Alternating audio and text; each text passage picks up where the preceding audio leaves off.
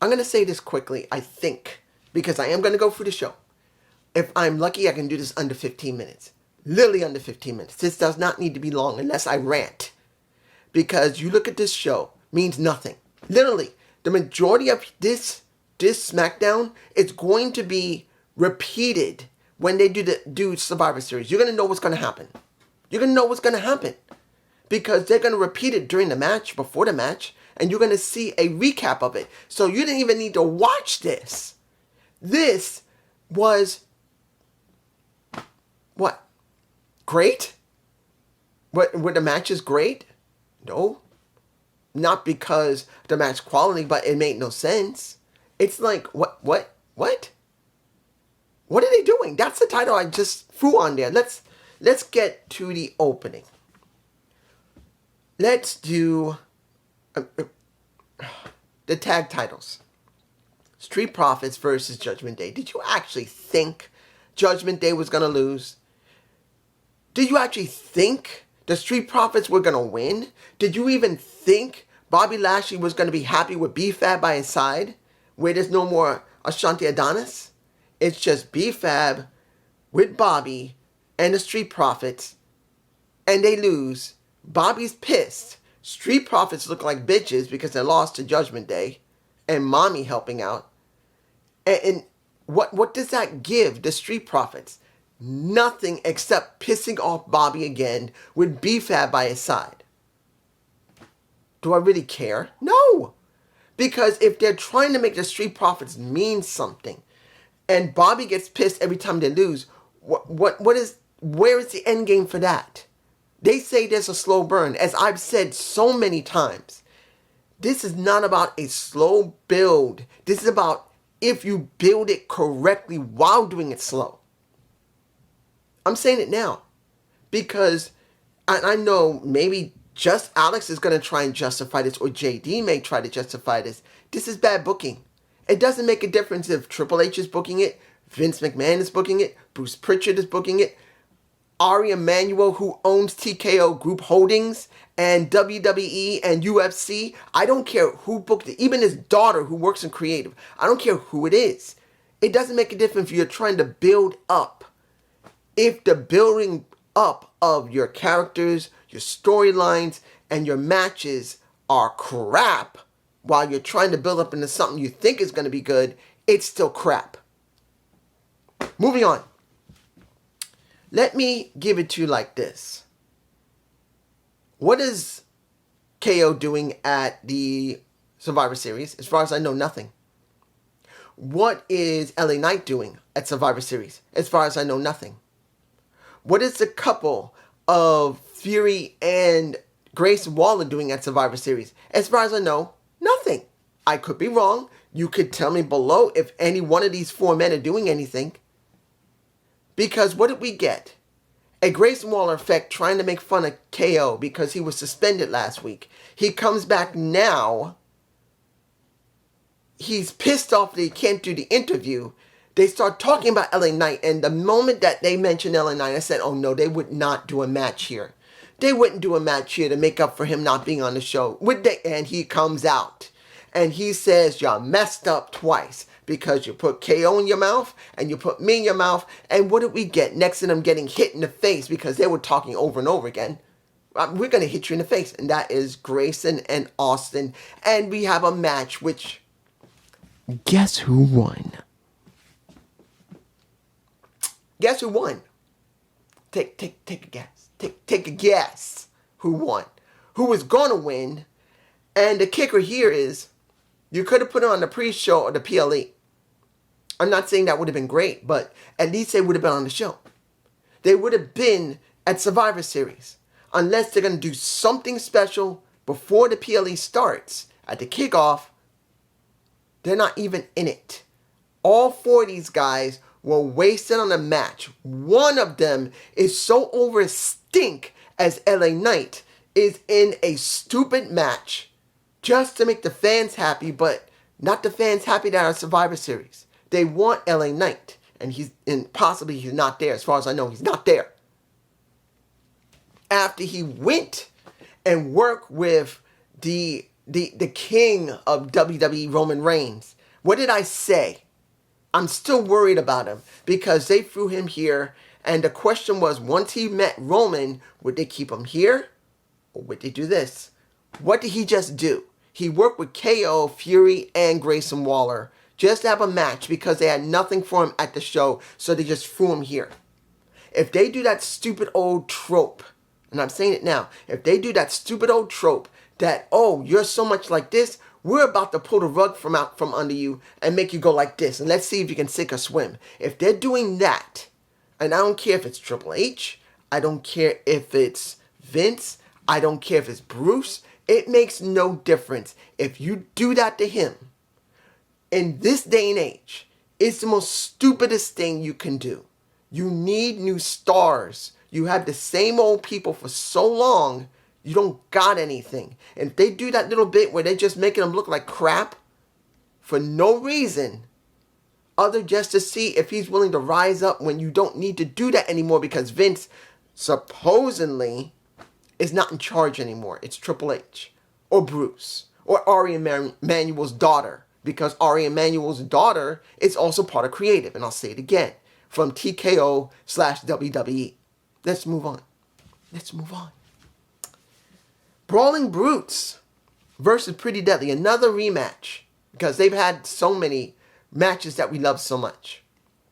Instead of doing something new with the Brawling Brutes, they're not. Which they kind of did when it came to the Heritage Cup on NXT, where you could have just left them there. At least then, they could have messed with Nolan Dar and Metaphor. No, you're still bringing them back on SmackDown. And instead of leaving them doing something special, they're not. But then, what do we get? What do we get? We get another rematch between them and Pretty Deadly. And supposedly, Rich Holland is frustrated. And literally, during a match, he walks away from Butch. Why? How many weeks has it been since then? The last thing I saw was barely 3 weeks ago. They were perfectly fine. Really? And then, the thing that pisses me off, next to, I gotta say this, Corey Graves, congratulations on your kid. I am glad Mel could have her baby, because the last one miscarried. I know that had to hurt them both. But now Carmella, is a mom. I'm happy for her. I'm happy she's a mother. And Corey's son and daughter, because he had it from previous marriage, now also has another brother. I believe it's a boy. So they're going to have family. I'm hoping everything's there. I had to say this because I wanted to. But what was it? And I believe it was Corey that said, due to the, was it Corey or was it Michael Cole, saying that he felt frustrated because of hurting a Prince. I believe Prince was the one who got his knee hurt or his arm hurt, and it was that. Really? They're doing that.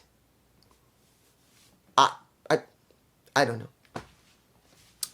The vid pack for Dragon Lee was good. I had no problem with it. But I should have realized there was something going on when you saw it. Because what did we get? We got the Carlito episode. The best way to say it, this was about Carlito. This was about Carlito being upset what happened with Rey. This is about Carlito trying to make it very clear that he had a chance at Santos Escobar Survivor Series, and he pretty much said, now that's cool. For about 2 minutes. Maybe 5 minutes. 5 minutes, he had a PLE at Survivor Series. After 13 years. That's cool. Didn't last long, did it? Santos Escobar, what did he do? He gets angry at him, saying that you're an outsider. I at least tattooed LWO on my wrist. I am a true LWO guy, and I love Rey more than anyone. It's because of you Rey's hurt. It's because of you my family set up and broken apart. And he attacks him, nails him here, and Carlito's selling it here? Really? And then as he gets escorted into the back after the fight they first had and he got his arm nailed, it's now Dragon Lee who saves a Carlito. And then our boy Nick Aldis comes out and says Carlito's hurt. He's hurt bad. I don't know how bad, but now the match is canceled. No. I knew when he said that, Dragon Lee's coming out, and guess what? Dragon Lee comes out. He says, I want him. I want him. Now, he's got him. And I'm going like, are you serious? The first time we're going to see Carlito in over a decade, near a decade and a half. 13 years, we see him first time in a PLE, as you call it, no longer pay-per-view. And you decide to, unless he's injured, legitimately injured, or they just didn't care about him, they throw Dragon Lee at it. You know, one of the things that I learned was when it came to Carlito Colon, he was not happy how they treated him when he was there years ago. It's one of the reasons why he left. Well, basically fired him anyway, if I remember correctly. He didn't just leave. They fired him. He never tried to come back. Not until recently. I remember what happened on one of the, when his father, Carlos Colon, was honored. He even openly said it on an open mic. It's one of the reasons why I didn't come back. There was a reason why I didn't come back. I didn't want to come back, but you know what? For my father, I came back for him. He openly said that. What do we got here? Carlito, unless he's injured. If he's injured or there's some situation he just can't do it, fine.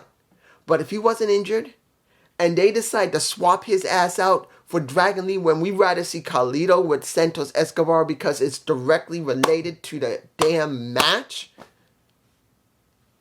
Really? I say it again. What the hell are they doing? And I know one of the subscribers, you know who you are, my friend. You know you're going to say it. Once again, the WWE shoots themselves in the foot. I know they shoot themselves in the foot depending on what type of caliber they're using. That's what you don't talk about. You say it every time they shoot themselves in the foot. What the question is, how big is the caliber? Is it a 22? Is it a 9mm? Is it a 50 caliber? Which one is it?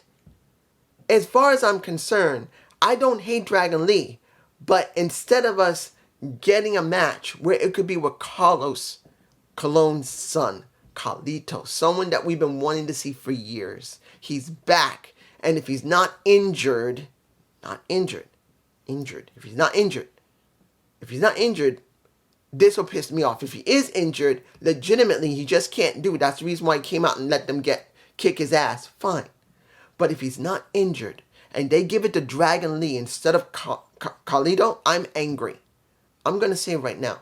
It's bad enough they're not doing anything with LA Knight as far as I know. I don't think they are. But here, with Carlito, I could be wrong. Maybe there is something wrong with Carlito. Maybe there's a situation where he just cannot participate. But you see I'm getting angry. If he cannot participate, I'm fine.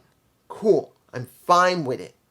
But if he's perfectly all right and they wrote it like this was stupid. Final match. I'm sure I'm forgetting something, but I don't care. Final match where they tried to set this up. And I want to say this clearly. We've already seen the skull. I'm sure if you have not seen the skull, well, how can I say this? Becky and Charlotte have gone on Steve Austin's show, Broken Skull Sessions. Both of them are giving their points of view. Charlotte was lying through her teeth, and we know she was.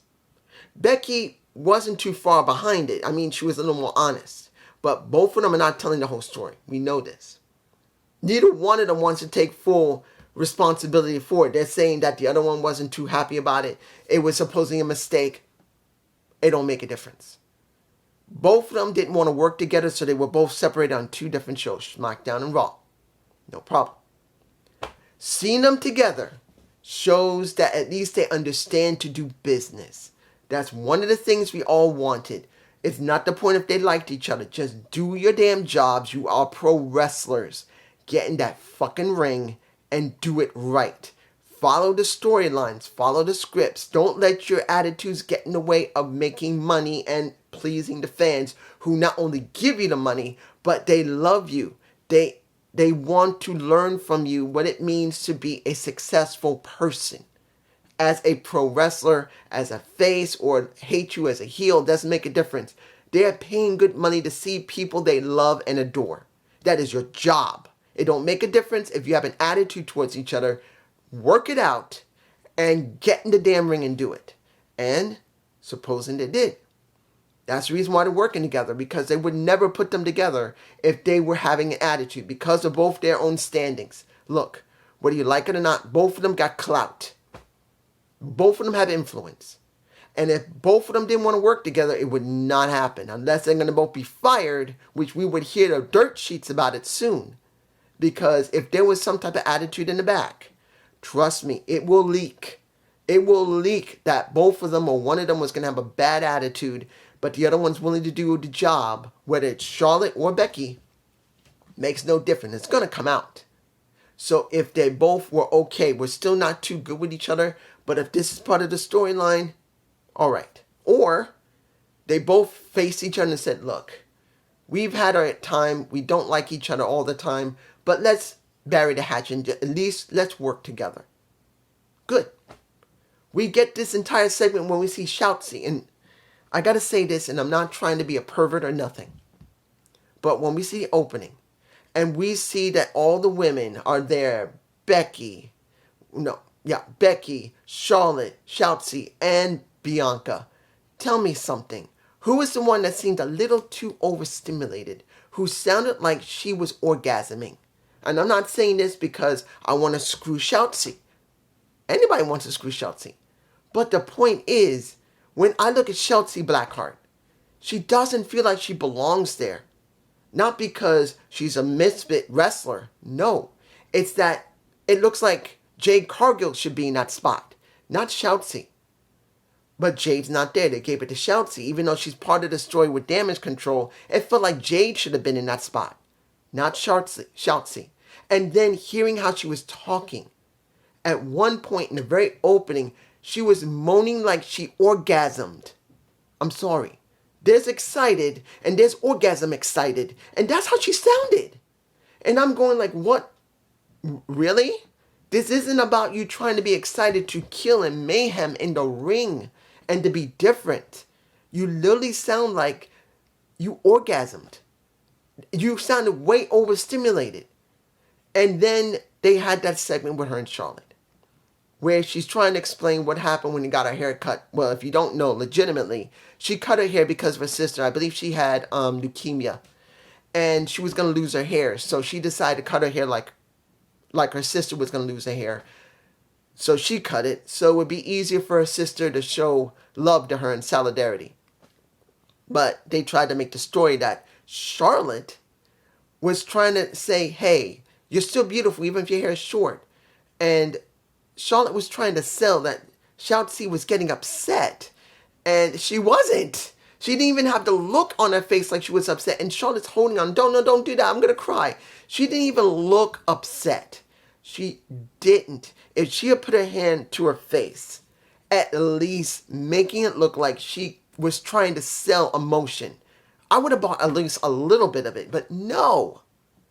Charlotte was trying to make up for Shotzi not even looking upset completely. The makeup she's wearing, it makes it more harder to recognize facial expression. This is something not many people understand.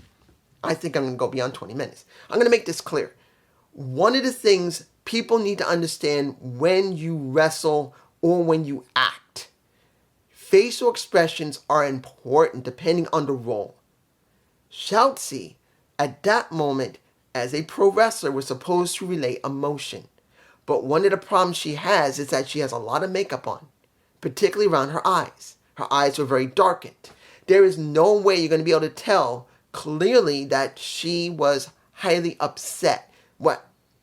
Like that in her lips is not enough. It would have been better if she had gone like this and had done like this. Something extra to relay that she was getting upset. And then Charlotte, for her part, could have done it if she didn't get poked in the eye because of the spiky hair that Shotzi had. And she's going like, she wouldn't want to get poked in the eye. But the point is, it just didn't feel like it. Shotzi did not do good when she had a moment. In the very beginning, when she sounded like she was orgasming. And after that, she tried to make sure she was excited to do mayhem and destruction. it came off okay, but the opening ruined it. And then this didn't help either because she just didn't show enough emotion due to the fact of her eyes being so darkened because of her makeup. Look, you could see it for yourself. There was no way you're going to tell if she was so upset. And she could have done this, at least something to compensate for the dark eyes. You can't tell with that makeup. And then we have the match, which was a standard match between Charlotte, Becky, Bayley, and the Asuka. And that's mostly due to the fact that Bayley came out when they were doing it.